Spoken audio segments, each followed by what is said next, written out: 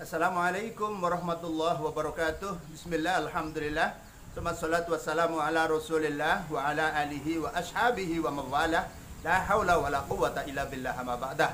Saudara-saudaraku kaum muslimin rahimakumullah, sebelumnya kami mengucapkan selamat Hari Raya Idul Fitri. Ja'alanallahu wa iyyakum minal aidin wal faizin. Kulla amin wa antum bihair. Semoga Allah menjadikan kita semua termasuk golongan orang-orang yang al-aidin, orang-orang yang kembali kepada fitrah, kembali kepada kesucian, wal faizin, dan karenanya kita mendapatkan keberuntungan dari Allah Subhanahu wa taala sepanjang tahun. Kita semua semoga dalam kebaikan, amin Allahumma amin. Pada saat Hari Raya Idul Fitri, di dalam tradisi masyarakat tidak lepas dari dua hal. Yang pertama adalah di dalam Islam Jawa ada simbolisasi Idul Fitri dengan beduk. Yang kedua, simbolisasi Idul Fitri ditunjukkan dengan kupat. Apa sesungguhnya makna daripada beduk dan kupat ini? Beduk dan kupat adalah filosofi daripada Idul Fitri yang disampaikan oleh para wali. Pertama, beduk. Beduk itu dari kata labeting waduk. Labet itu bekas, waduk itu perut. 30 hari kita, 1 bulan kita berpuasa, maka hendaknya ada labetnya, ada bekasnya. Puasa kita ini menjadikan kita seperti apa? Kalau idealnya, puasa itu mestinya menjadikan kita la'allakum tattaqun. Dengan berpuasa kita menjadi bertakwa, menjadi orang yang bertakwa. Itu labet, tepat, bekas. Bekasnya orang puasa harus ada. Puasa kita harus menghasilkan sesuatu yang berbeda dengan kondisi pada saat kita belum berpuasa. Puasa kita ini kalau diibaratkan binatang, itu hendaknya menjadi puasanya ulat.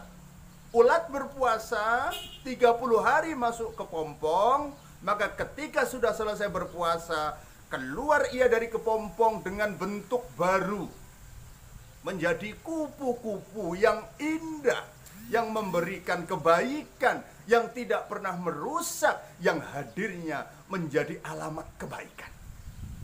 Setelah kita berpuasa, beduk kita, labet kita, asar kita, bekas kita berpuasa adalah hendaknya di dalam ucapan dan tindakan serta perbuatan kita menjadi lebih baik daripada kondisi di mana kita belum berpuasa. Beduk itu biasanya tidak lepas dari apa yang disebut dengan tabuh, alat untuk memukul beduk tersebut. Tabuh itu dari kata tambah lan jumbuh. Tambah itu artinya bertambah, jumbuh itu artinya tumbuh. Setelah berpuasa, bertambah ketakwaan kita kepada Allah, bertambah kepekaan sosial kita terhadap sesama manusia, tumbuh keinginan kita untuk senantiasa berbuat baik, baik kepada Allah maupun kepada manusia. Yang kedua, setelah beduk, simbolisasi puasa di kalangan Islam Jawa itu adalah kupat. Kupat itu berasal dari kata laku papat. Laku itu tindakan, papat itu 4. 4 tindakan orang yang sudah selesai melaksanakan ibadah puasa. Itu namanya kupat. Dan Idul Fitri itu selalu identik dengan kupat, ngaku lepat. Orang Jawa itu orang yang paling seneng ngaku lepat. Mengaku dirinya salah itu yang akan menumbuhkan harmoni, yang akan menumbuhkan kedamaian. Kalau kita setiap hari bergaul dengan orang, tetapi kita selalu menyalahkan orang lain, tidak mau mengaku kesalahan kita, maka itu yang akan bisa mengganggu harmoni kita. Maka filosofi Idul Fitri itu adalah ngaku lepat, mengaku kita bersalah. sebagai insan yang lemah. Al-insanu mahalul khata'i wan nisyan, manusia adalah tempatnya kesalahan dan lupa, maka siapapun ia selayaknya untuk mau kupat ngaku lepat. Kupat ini dibuat dari bahan namanya janur, daun kelapa muda. Itu orang Jawa menyebut janur. Janur itu warnanya kuning. Maka janur ini juga dari bahasa ja'a an-nur. Ja'a telah datang. Apa yang datang? An-nur, cahaya. Ngaku lepat ini bisa dilakukan kalau seseorang sudah hadir di dalam hatinya cahaya untuk menerima kebenaran, cahaya untuk mengakui bahwa ia bersalah, cahaya untuk mengakui bahwa orang yang bersalah itu hendaknya mau meminta maaf. Kupat yang tadi dimaknai laku papat di dalam Idul Fitri itu apa saja? Pertama, ketika Idul Fitri, kupat yang pertama adalah kita sampai pada masa lebaran. Lebar itu artinya sudah selesai. Ketika Idul Fitri, maka sudah selesai puasa kita. Lebar, maka Idul Fitri tidak boleh kita berpuasa tanggal 1 Syawal. Itu namanya lebaran. Kalau biasanya selama bulan Ramadan, tiap malam kita bersama-sama menjalankan sholat tarawih di masjid. Sholat tarawih berjamaahnya bisa lebaran. Karena tarawih ini qiyamul lail yang dilakukan di bulan Ramadan. Tetapi jamaahnya jangan lebaran. Puasanya lebaran. Karena Idul Fitri tidak boleh untuk berpuasa. La yasihu as-saum fi arba'ati ayyam. Puasa tidak sah pada 4 hari. Salah satunya adalah fi yaumil idaini, pada hari raya Idul Fitri dan Idul Adha. Laku yang kedua setelah lebaran adalah leburan. Lebur. Kita sudah berpuasa, maka kesombongan kita, keangkuhan kita lebur, hilang. Maka laku orang yang selesai menjalankan ibadah puasa adalah saling bermaaf-maafan. Tidak harus yang tua menerima maaf, tidak. Yang tua bisa minta maaf, yang muda bisa minta maaf, yang pejabat bisa minta maaf, yang rakyat bisa minta maaf. Lebur semuanya. Ini filosofi yang luar biasa daripada Idul Fitri di kalangan Islam Jawa. Semuanya lebur, luluh dalam kesadaran bersama untuk menciptakan harmoni dengan saling meminta maaf kepada sesama. Lebaran, leburan. Yang ketiga adalah luberan. Orang yang sudah berpuasa karena ia merasakan bahwa lapar, dahaga itu tidak nyaman, bahwa perut kosong itu tidak nyaman, maka ia harus punya sifat luberan, suka memberi kepada sesama, memberikan kelebihan kita kepada sesama. Dan salah satu daripada kesunatan orang yang berpuasa adalah memperbanyak sedekah, terutama ala iyalihi wa qaraibihi. Terus baru tetangga-tetangganya, pada keluarganya, pada orang terdekat, kemudian kepada jiran, kepada tetangga. Memperbanyak sedekah, memperbanyak melaksanakan iftar, buka puasa di bulan Ramadan, memberikan makan untuk berbuka puasa, memperbanyak berbuat kebaikan. Itu sifat luberan.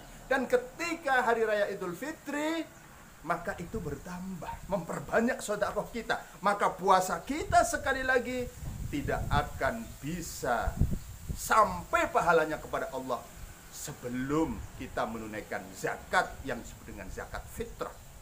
Zakat fitrah pun bermaknanya dua hal. Zakat sendiri maknanya adalah pensucian. Fitrah makna yang pertama tadi kesucian. Jadi sejumlah harta yang jumlahnya satu sok itu arba'ata amdad, 4 mud. kurang lebih 2,8 kilogram, dibulatkan 3 kilo, diberikan kepada orang-orang yang miskin, wal fuqara wal masyakin.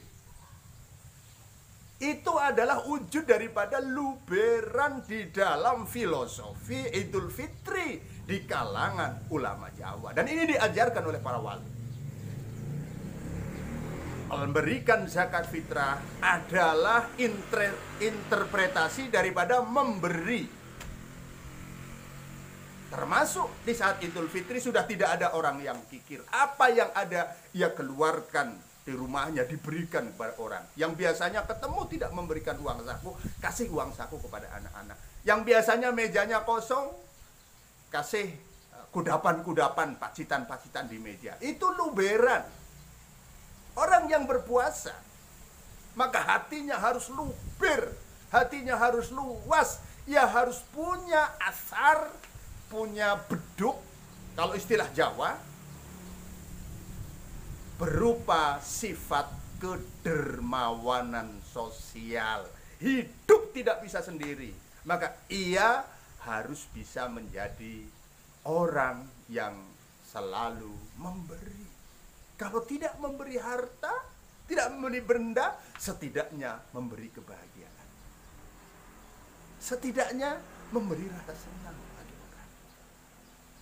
Jadi kupat itu yang pertama adalah lebaran. Yang kedua, leburan. Saling melebur. Yang ketiga, luberan. Sedangkan filosofi kupat yang keempat adalah laburan. Labur itu apa? Labur itu orang di desa biasanya kalau mau Idul Fitri itu rumahnya dicat. Karena zaman dulu belum ada cat. Zaman dulu adanya labur. Labur itu kapur.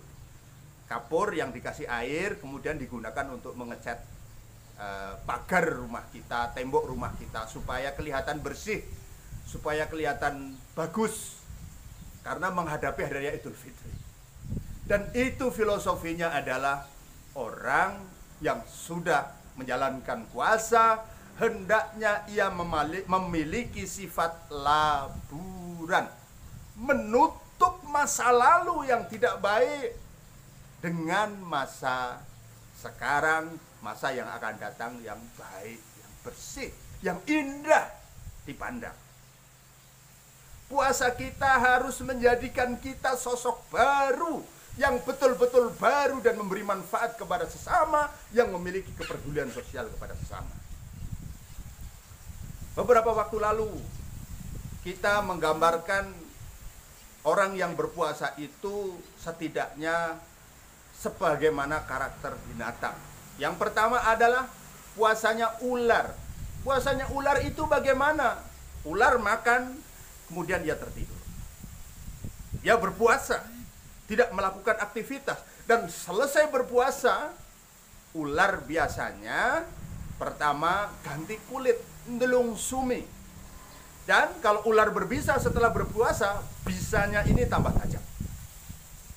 Tetapi ular ketika belum berpuasa, ia tidak bisa membedakan yang baik dan yang buruk. Apa saja yang di depannya sekiranya itu daging dimakan.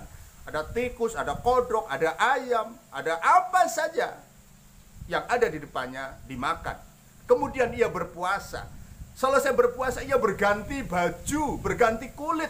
Tetapi berganti kulit pun tetap akan menjadi kulit ular seperti sebelumnya. Kelakuannya juga tidak berubah seperti sebelumnya. Setelah berpuasa, ia lapar melihat daging. Apapun ia, bahkan manusia. Kalau itu ular besar, akan disantap, akan dimakan. Tidak bisa membedakan yang baik dan yang buruk. Itu puasanya ular. Dan kita bukan ular. Yang kedua adalah puasanya ulat. Ular kata orang Jawa. Ulat itu sebelum berpuasa makanannya adalah daun dan pucuk pohon. Pohon yang daunnya dimakan ulat biasanya akan terganggu pertumbuhannya. Yang pucuknya dimakan ulat patah juga akan terganggu pertumbuhannya. Kehadiran ulat menjadi hama, menjadi sesuatu yang merugikan bagi pepohonan. Maka kemudian ulat ini disemprot biar mati. Tetapi bahkan ulat yang berbulu, kalau ia mengenai kulit manusia, akan menyebabkan gatal yang luar biasa. Tetapi setelah ia melakukan laku tirakat puasa, masuk ia ke dalam kepompong, keluar ia dari kepompong, ulat yang semula wujudnya menjijikkan, ulat yang semula hanya menjadi pengganggu, memakan pucuk-pucuk pohon, daun-daun muda. Ketika ia sudah menjalani laku puasa, ulat berubah wujud baru, menjadi kupu-kupu yang indah. Wujudnya indah, dilihat menyenangkan.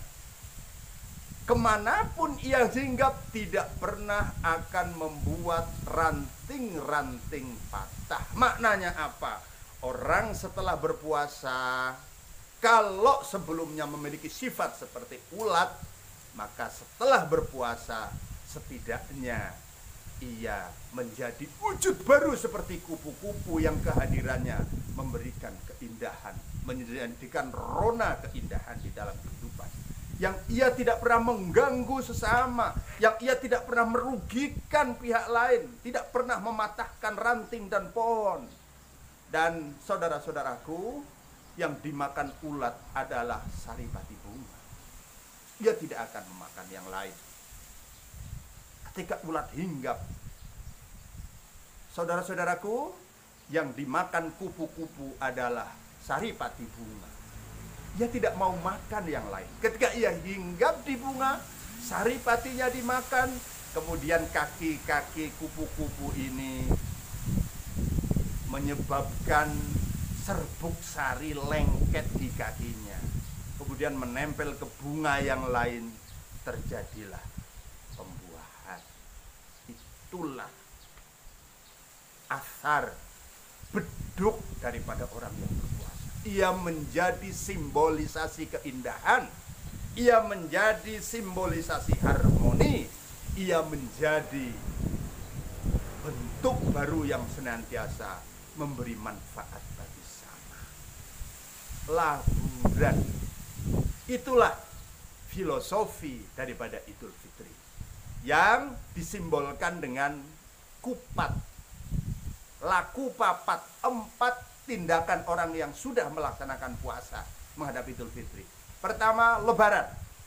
Yang kedua, leburan, saling minta maaf. Yang ketiga, luberan, saling memberi. Yang keempat adalah laburan, menapaki hidup baru yang lebih baik dan lebih bermanfaat bagi sama. Mudah-mudahan filosofi yang sangat baik ini bisa kita lakukan usai kita menjalankan ibadah puasa, dan mudah-mudahan kita kian menyempurnakan kita sebagai orang yang bertakwa kepada Allah Subhanahu wa taala. Amin Allahumma amin. Ja'alanallahu wa iyyakum minal aidin al faizin. Kullu amin wa antum bikhair. Wallahul muwaffiq ila aqwamit thoriq. Wassalamu alaikum warahmatullahi wabarakatuh.